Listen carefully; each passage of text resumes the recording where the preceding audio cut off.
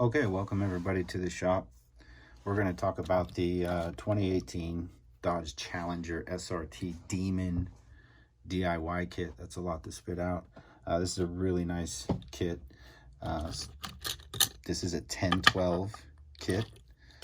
So that means you're going to run 12mm wheels in the back, 10mm wheels in the front. You can see that you put pretty nice tires under the back. And then the front skinny from the factory.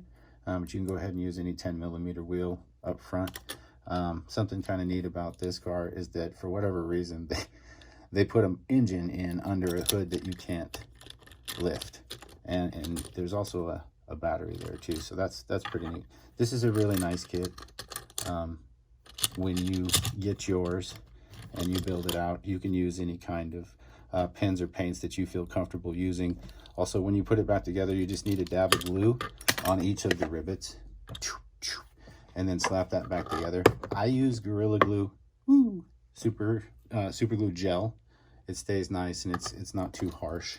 Now is also a good time to change your wheels out if you want to do so. So the Dodge Challenger SRT Demon, real nice kit to have.